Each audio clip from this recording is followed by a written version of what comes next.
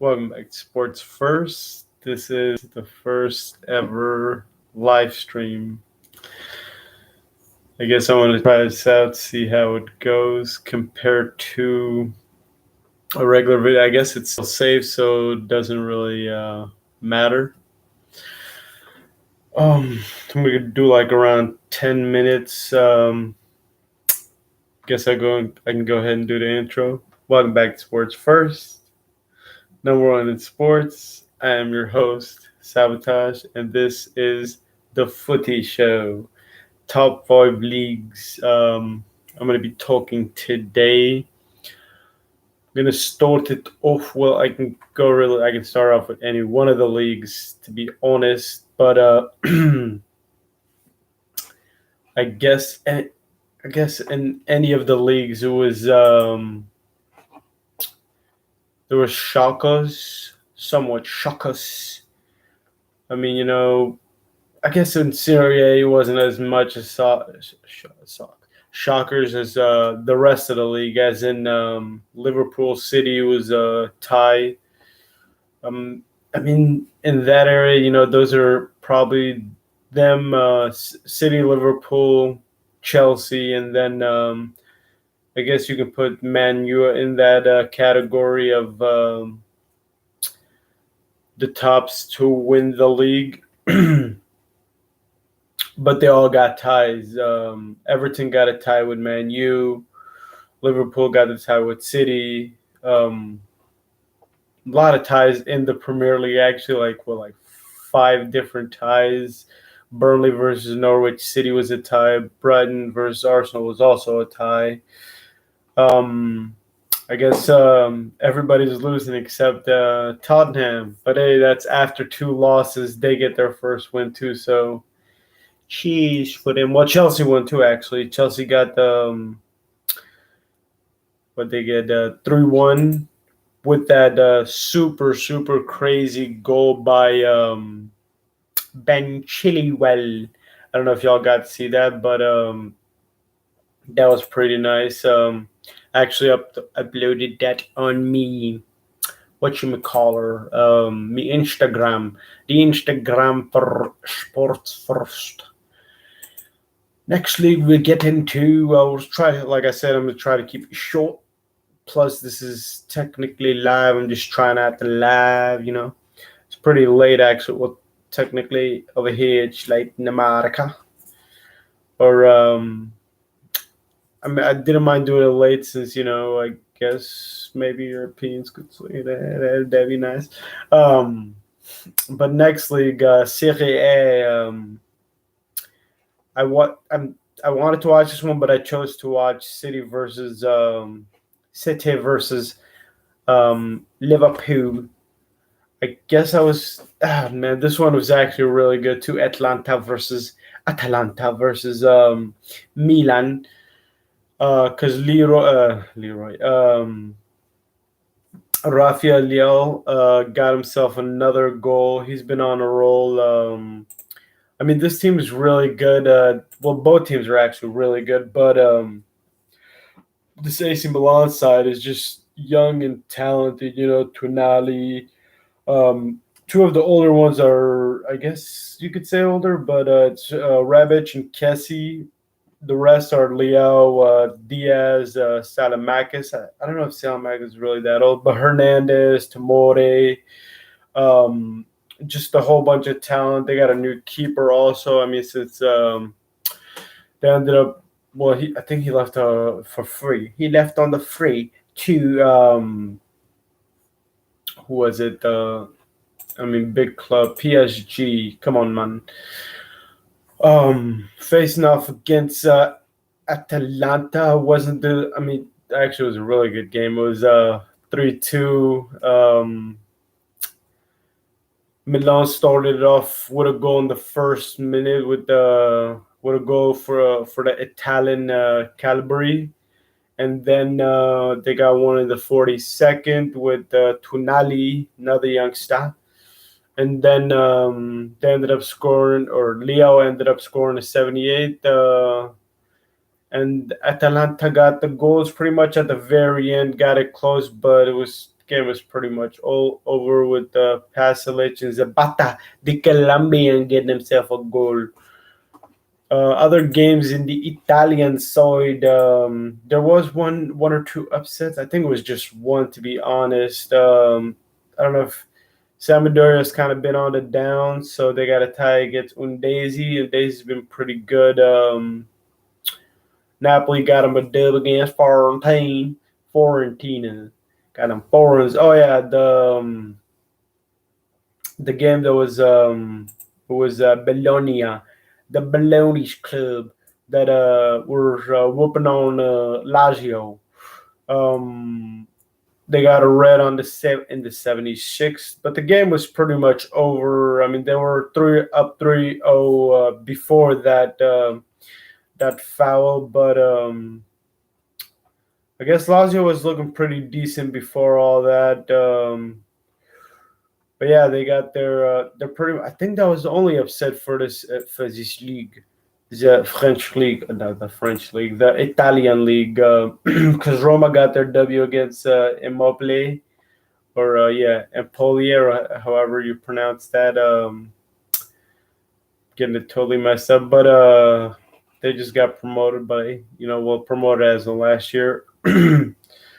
Inter beat on Sassuolo. Sounds wrong. Then Juventus got the 1-0 against Torino. That'll pretty much the leading scorer for Serie A is Giro Immobile. The two other second scores. Surprisingly, it's Ndako, and then Ruiz Larturo. I'm adding way too much Ruz. Laturo Martinez, and then a couple of other players. That'll be it for the Italian side. The stream is going up way, way high, so we're gonna go to the French side. The French. Monaco got a big win again. Not the biggest one, I guess, but against Bordeaux. I mean, I feel like that's a game that they should win.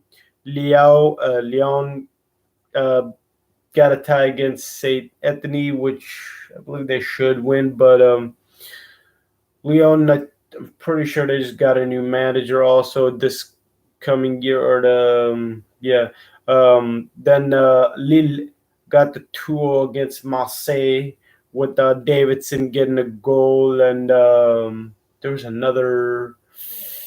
Oh, it's Rennes. Rennes whooped on the PSG, the Germains, the Paris Saint Germain. A lot of ugly shots from Kylian Mbappe. Nothing was really happening for him. There was one shot where him and Neymar, it seemed like the only opportunity where him and Neymar could have gone for it, and just didn't. Just nothing really happened for him, pretty much. But I mean, it doesn't really matter that much because PSG, they really they hadn't had a loss. I mean, that's pretty much what 8 wins, 1 loss, and 9. So that's all right for them. But Lens and Nice and Angers, or however you pronounce that one, in the top 4 at the moment. Oh, the Liga Bundesliga. See, another one of those upsets from the bigger clubs. We had, I guess, Eintracht Frankfurt hasn't been terrible, but they haven't been really that good this year. They had gotten 4 ties, but they had one in the last 5. They had won 4 friggin' ties and 1 win, so not so great from Eintracht Frankfurt. Maybe beating Bayern will put them back into place.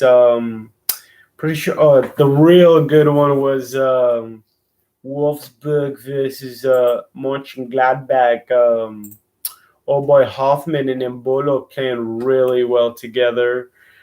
Like I said, it was a really fun game. I mean, I didn't really even catch the game. It was just highlights. Forget which area. Watched the highlight, but it felt like I pretty much caught the best. I mean, that's what the highlights for, catching the best part.